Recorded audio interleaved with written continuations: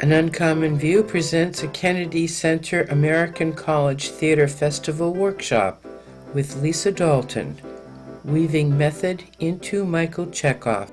This is an interactive workshop and discussion for teachers and actors offering ideas on synthesizing Michael Chekhov's technique with Stanislavski, Hagen, and Meisner.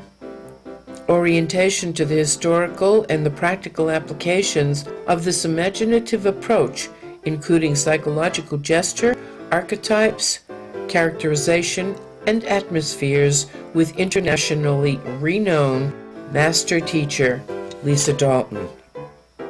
Lisa Dalton has developed a style of teaching that cross-references scientific, athletic, and medical research with the artistic concepts to facilitate accessibility of the concepts to different learning styles. She is known for her compassionate, inspiring approach to life as an artist.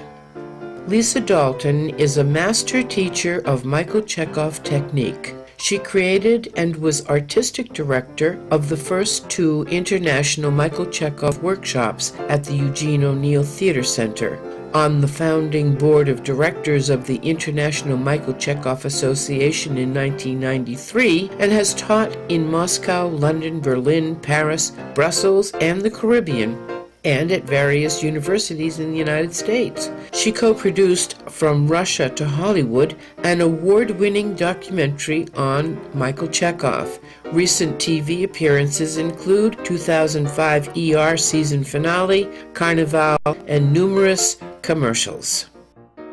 It's a very interesting thing to me that Michael Chekhov was a phenomenal inspiration to so many great actors and acting teachers, and yet remains relatively unknown today. As how many of you have heard of Stanislavski? How many of you have heard of Strasberg? How many of you have heard of Meisner?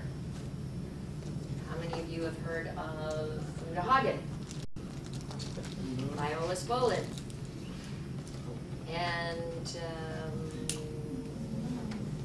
Stella Adler. Okay, then once again, how many of you are familiar with Michael Chekhov's work? Yeah, what's with that, right? Especially since Michael Chekhov was held by most of these people to be a rather extraordinary being. And so just a brief little intro, some biography on Mr. Chekhov.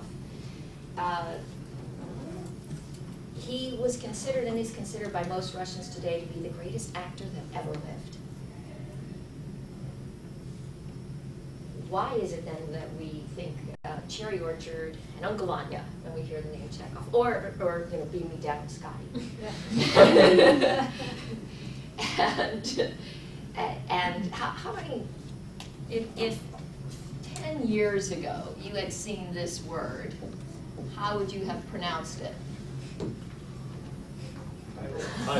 Yeah, yeah.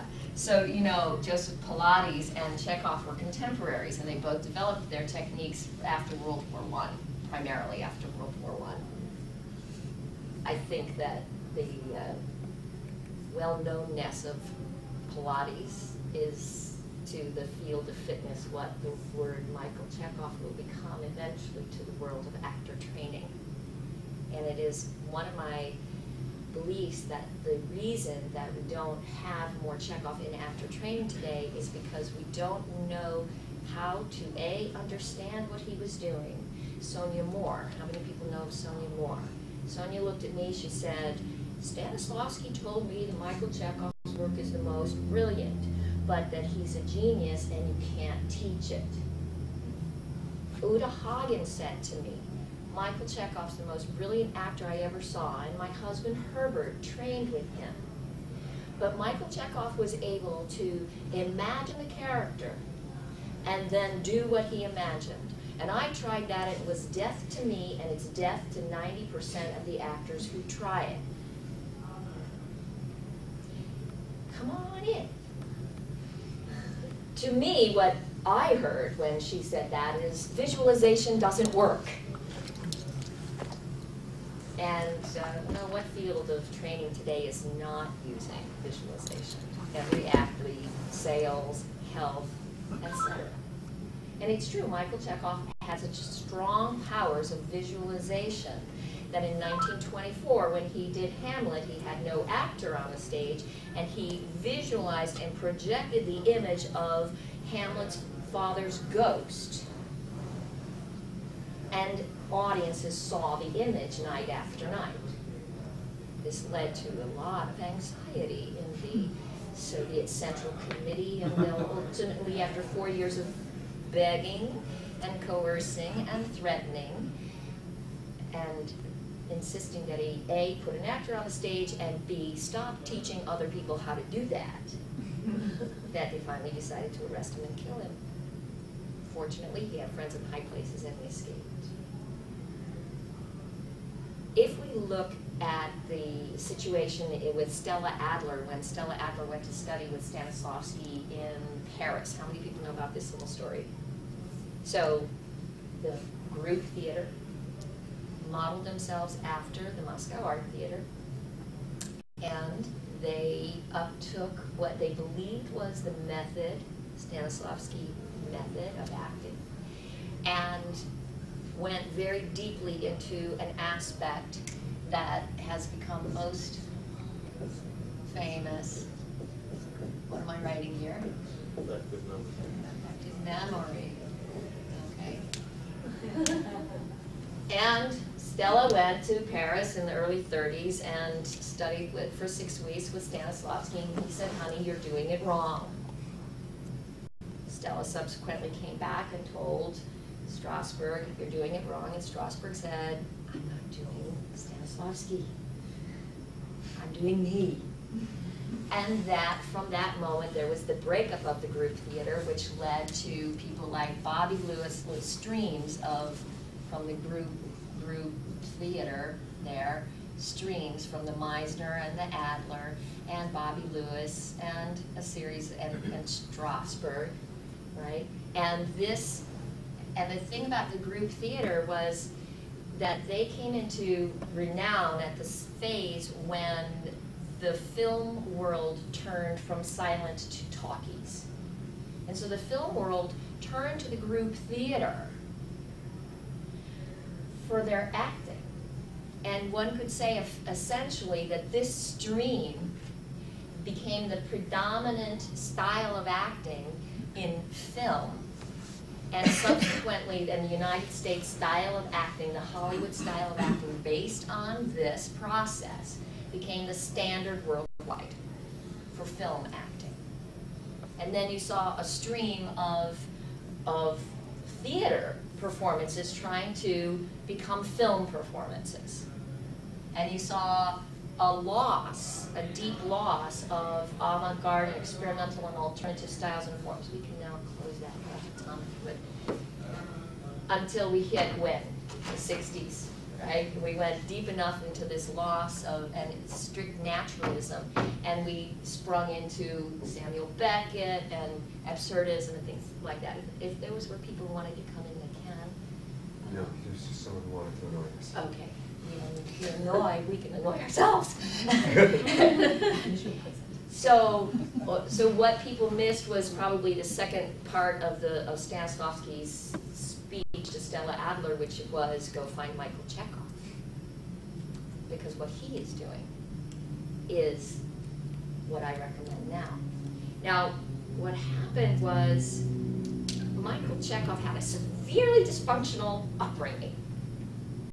And then there's this concept that happens with humanity, with people, that is what we might call a psychological condition, a metaprogram.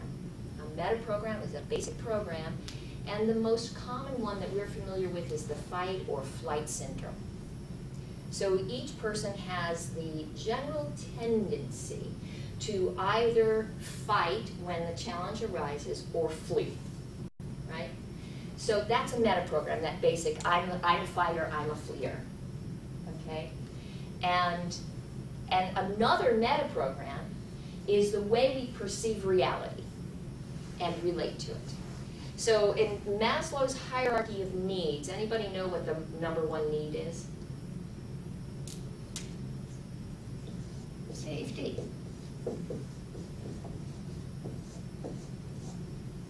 In Michael Chekhov's work, and as I believe in it, when you are an artist, that is a divine gift.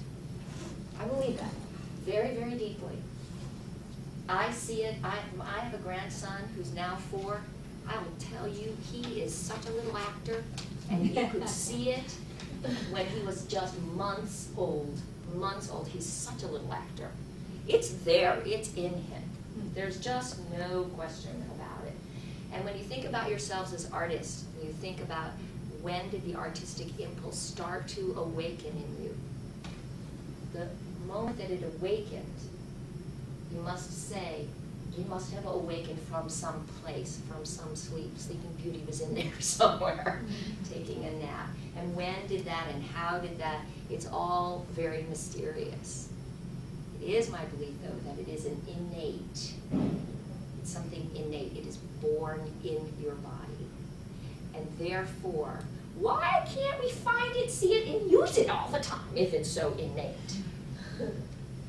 And I think that's because when we're in a loss of safety, we must go into some kind of flight or fight mechanism, throws us off our center, and blocks our ability to reveal this innate talent.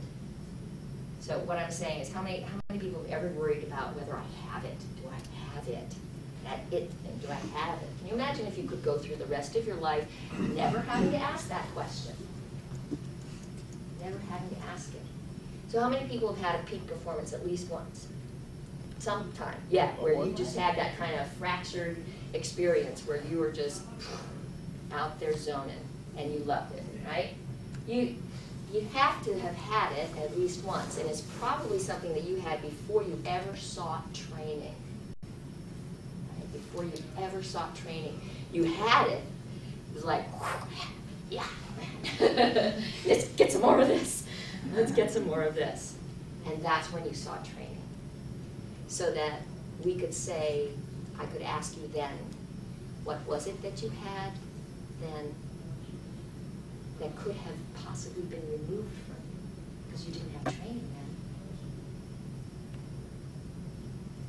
then? Whatever it was that got you there that time must still be around. True? True. So I really truly believe that. One of the things that distinguishes Michael Chekhov's technique from all other work that I've encountered is that he is a blatant advocate of love. A blatant advocate of love. As far as Chekhov is concerned, the antidote to this, the lack of this condition, is by adding love. Add love, and you get this. Okay? It's a pretty much simple formula. Your choices are love or fear. Pretty simple formula. It's a choice. It's a daily and moment-to-moment choice. And the more love you have, the safer you feel. And the more safe you feel, the more your natural capabilities will reveal themselves. Now, the difference between the professional and the amateur is that the professional can fake their safety level and achieve a certain level of artistry regardless of the conditions. Okay? Now, one of the things about this Metaprogram that I mentioned is that some people have a greater safety in the world of reality, and some have a greater safety in the world of pretend. What does that mean? Any ideas? So we could say that for some people, they, right, remember some people are safer if they fight and some are safer if they flee. We could say that those people who are safest in reality, if they work out of an acting technique that resources reality. So what kind of techniques would we be talking about? Affective memory. Effective memory. What else? Method, I guess, like actual experience. Actual experience. What else? Observation. Observation, yes, yes. So we could say whose techniques fall more into observation. Stella Adler, Uta Hagen, I think they fall a lot into observation. And people who are safest in pretend, what techniques spring from pretend? Chekhov. Michael Chekhov. Probably Viola Spolin might be. Yes. We might throw some people Lecoq's in. work. Lecoq, yes, yes. So, reality, pretend. Now, if there is I'll say there are other substitution out of the reality base. There's some coaches in Hollywood that are fairly renowned coaching, like Halle Berry and some of those people, and Ivana Chubbuck is one name, Dee Wallace Stone, the mother in Cujo and E.T., stuff like that. All reality based. So for them, it's substitution. It's not recalling from the past, which is affective memory. It is substituting somebody from the present. So there's, if we remember up here is Stanislavski, and his analysis has, for most people's opinion, his fundamental analysis is unparalleled. And Stella was probably the greatest utilizer of this in the United States by most people's judgments there. And Michael Chekhov felt that this was fabulous. This was really fabulous.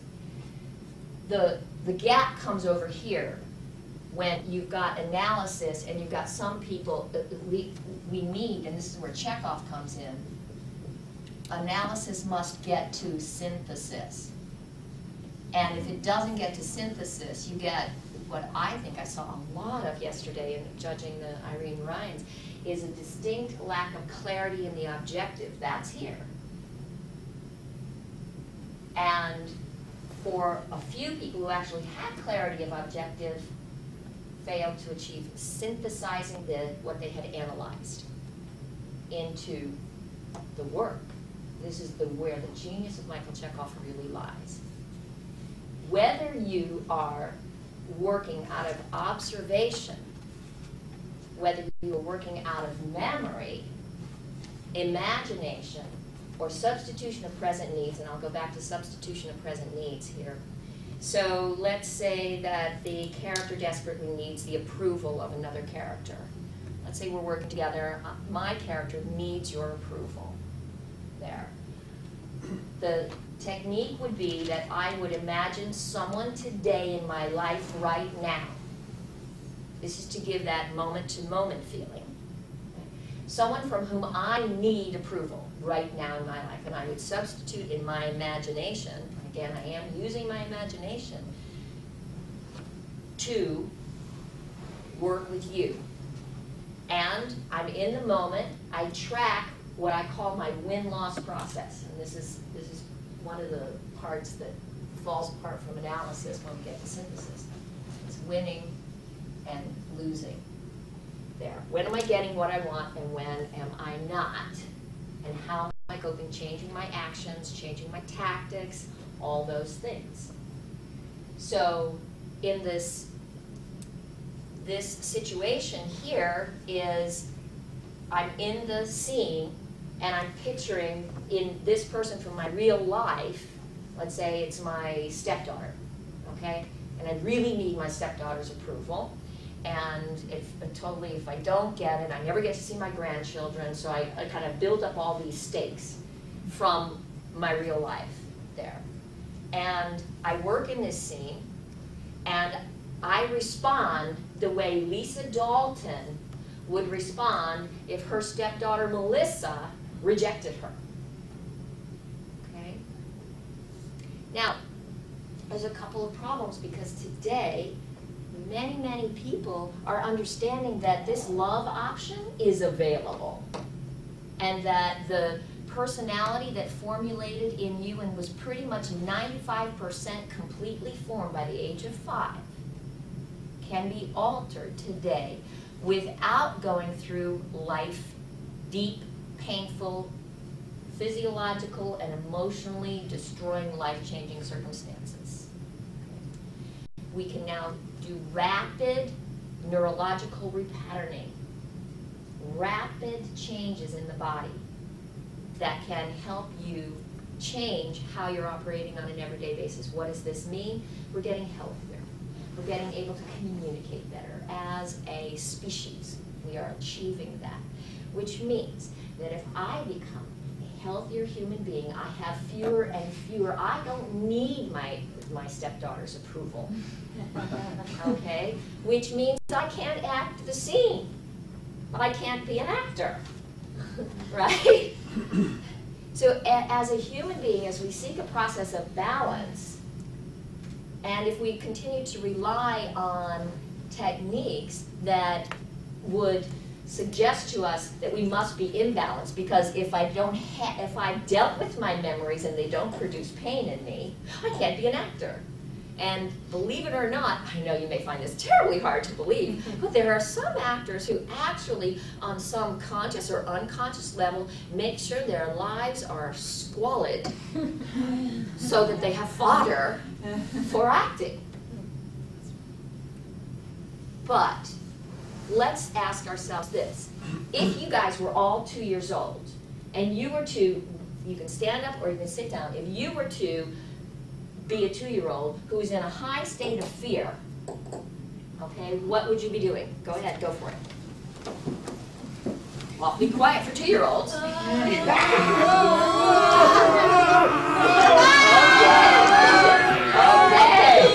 And if you were 2-year-olds and you were in a high state of love, what would you be doing?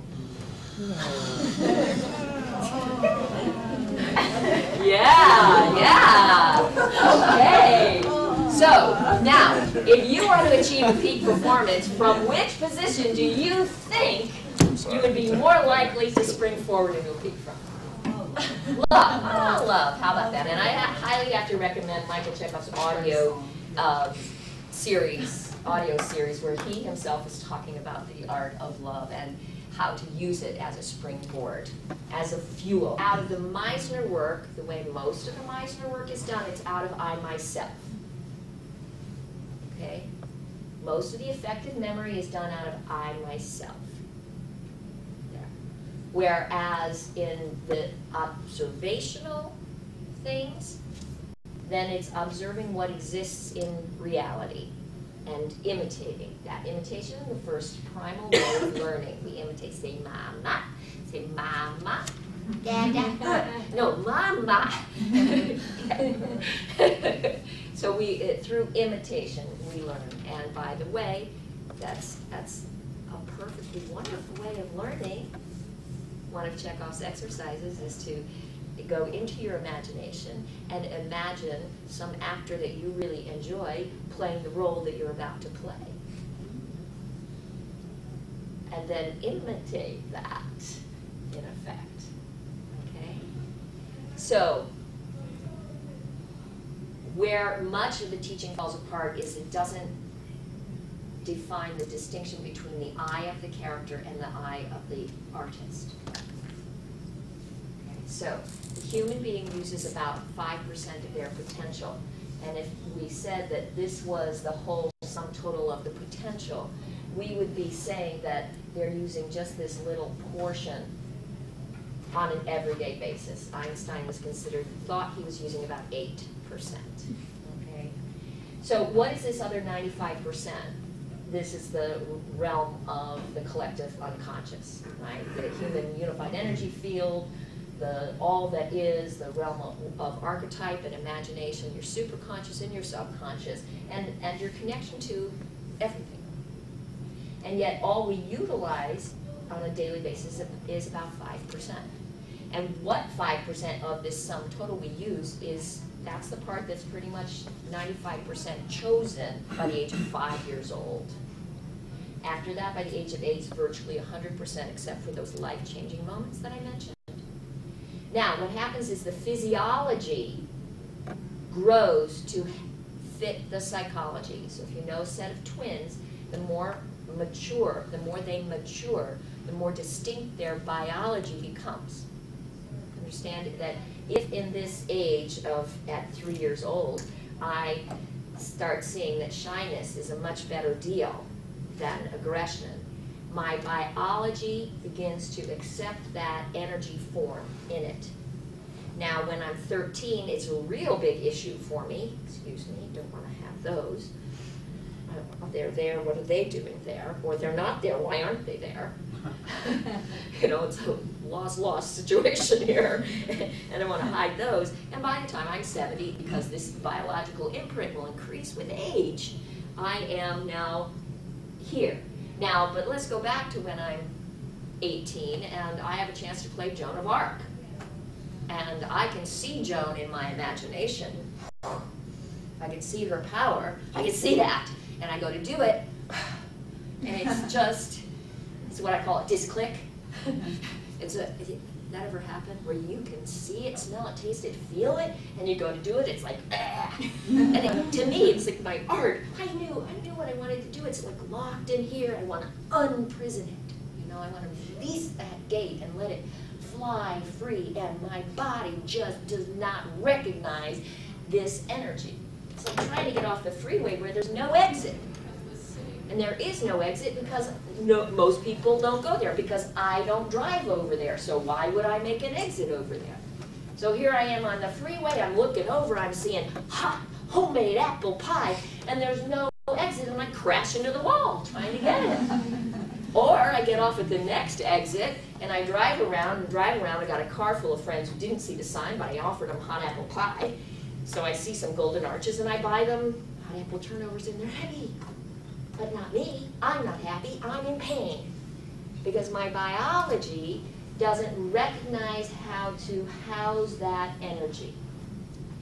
So the first and most foremost fundamental principle of getting from analysis to synthesis is training a psychophysically sensitive body. A body that is somehow able to alter itself on the subtlest levels and be able to match what comes into the imagination. Let's try one of the most fundamental exercises. Come on up. As you spread that body out, just check in to see and notice, gosh, when I'm in this condition, what is it that I feel? And you can have your eyes open for a moment. You can have your eyes closed for a moment. See if there's a difference with the eyes open and closed. What do I feel? What do I think? What comes into my imagination when I'm in this position?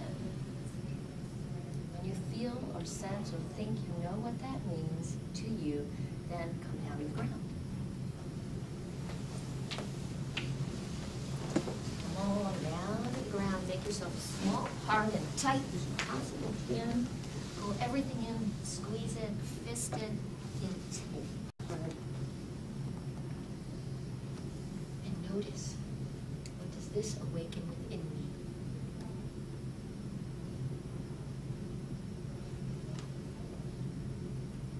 And when you have a sense of how you feel, what images come in, go ahead and make yourself comfy. Any responses to any position? Yes, sir. This one I felt like it was free fall. Felt like you were free falling. Was that a good thing? Yeah, it wasn't scary. Good. I felt like I was going up, like I was reaching toward the sun. Everything's a spin out. And was that a good thing? Yes. Okay. Felt very open, but it also felt very vulnerable. Great. Was that a good thing? Could be. One. See where I'm going? If we call this expanded and this contracted, this is 0, this is 10. You, as an artist, develop the ability to go up and down this scale like a musician plays the scale. Play your body like a scale. And develop the ability to be absolutely neutral in the process, so that this process doesn't awaken any personal fear in you, but you can put character's fear anywhere on that scale, so that my character may feel very unsafe in this position and may feel very powerful in this position. I may feel very vulnerable, crucifiable in this position. And there's no rights and no wrongs. This, in effect, this is the most basic pattern that all energy is moving in. All energy is moving. True? Mm-hmm. All stuff is energy. True? So, every human being, every solid particle of matter, or apparently solid particle of matter, is actually in motion, isn't it? What is the motion? The motion is either contracting or expanding. The actor learns how to go up and down this scale, knocking down the walls of their freeway system, see, by training their body, by repeatedly doing this exercise with different images. We did this just mechanically, and look at all the stuff you got out of it. That's a purely mechanical move. Mechanical movement is a big, let's not do that in the Chekhov technique. What I did want you to experience is that just mechanically, that it stimulates a tremendous amount,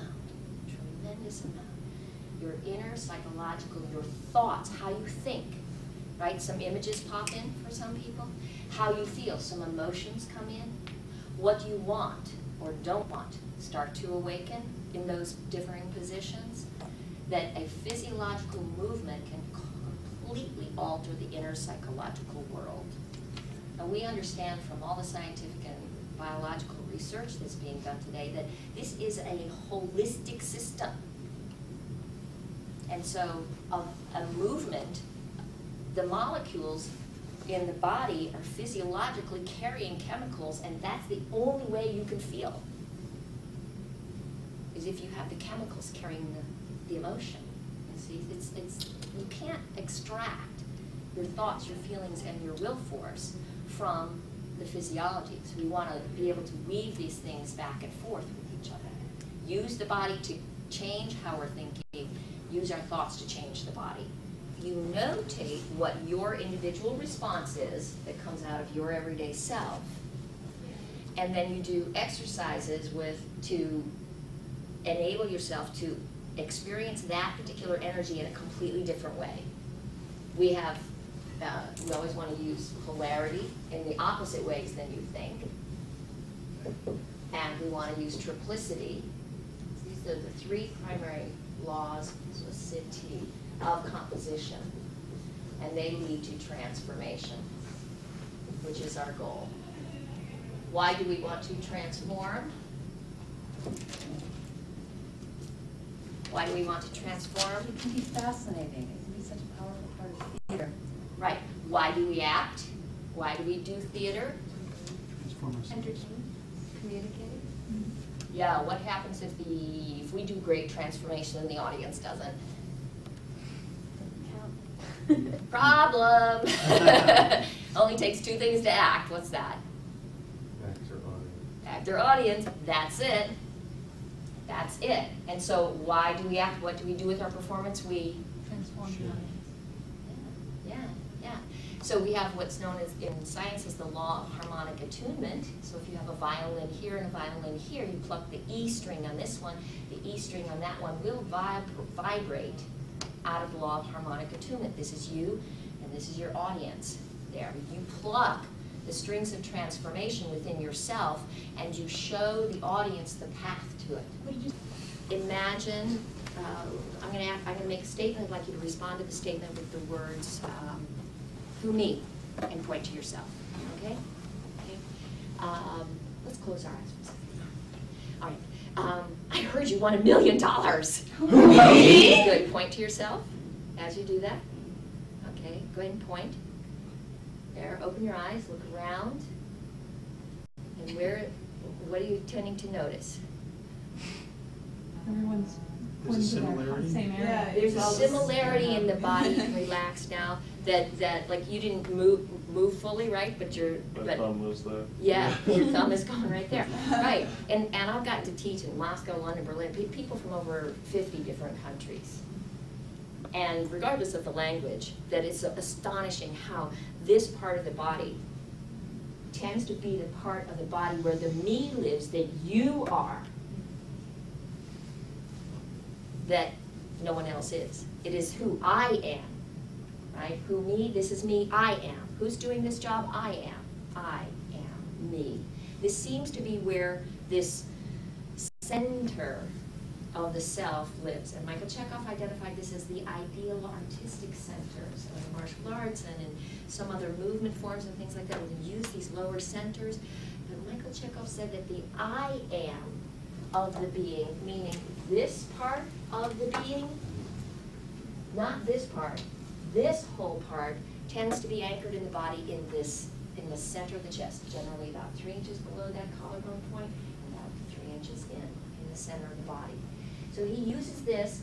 One could say when you are in a peak performance, you are not operating out of the lower ego. This is chapter 2 in Michael Chekhov's book on the technique of acting, where he talks about the higher and the lower ego.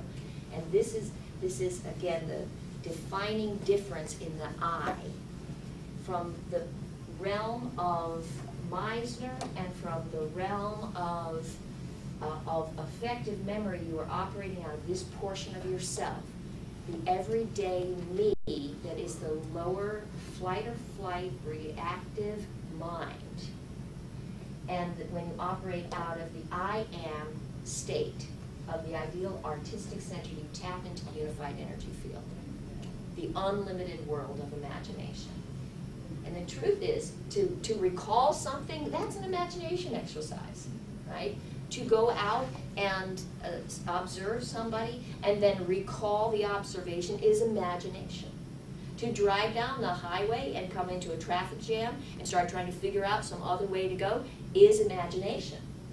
It's all of the acting techniques come truly out of the world of image, out of the world of image. Does it get into body? Because what does the audience experience of the artist? The sound and the movement.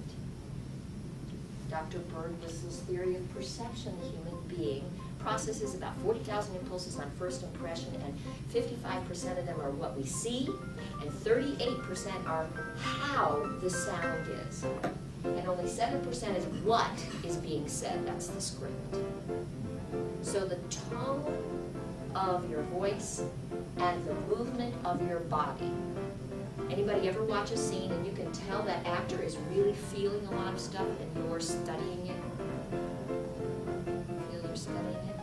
So there is this big question that comes in. They're feeling it and I'm not. What's the problem? What's the problem? So we go back to the final bottom line is who is the one who has to have the feeling?